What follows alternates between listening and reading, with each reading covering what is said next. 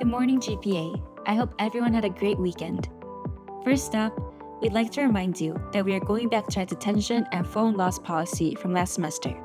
Starting Monday, detentions and daily phone suspensions will be handed out for the following reasons: tardies, speaking in a language other than English, and any acts of misbehavior.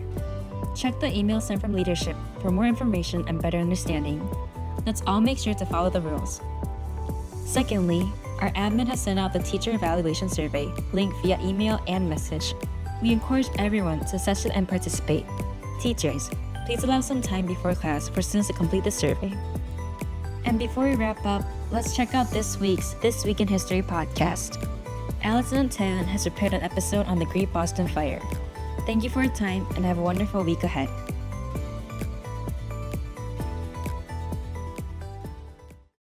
Hello everyone, this is Allison and Tayan, and this week's history podcast is about the Great Boston Fire. The Great Boston Fire sounds dangerous. What makes it so great? Well, this fire is actually one of the most devastating disasters in history. This all happened on November 9th, 1872. A fire was started in the basement of a warehouse at 8387 Summer Street in Boston, Massachusetts. It was only put out after 12 hours. That one of the most deadly fires ever recorded in India. It destroys a heaping 776 building across 65 acres of land, and as a result, it caused a lot in damages. And guesses on how much it cost exactly? About like $5 million in total? Wrong. It actually cost a whopping $30.5 million in real estate valuation and $60 million in personal property damage. Oh wow, I can imagine so many families losing their homes. Exactly, the fire left 220 families homeless.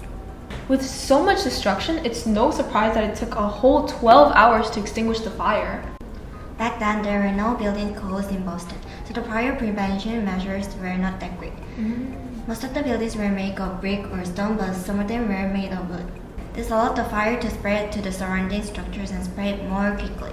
I actually got something to add to that. In addition to being constructed with flammable materials, the streets were quite narrow. The channels in between the houses were quite slim. A lot of the spaces in between do look high. I think I'm claustrophobic. And the GBF made a huge impact beyond just damages. After the disaster, many improvements took place, further enhancing the efficiency of organized fire departments.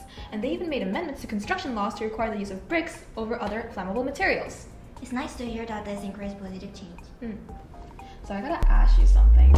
If the proper safety measures were not implemented yet, as you said earlier, how did they even put out the fire in the first place?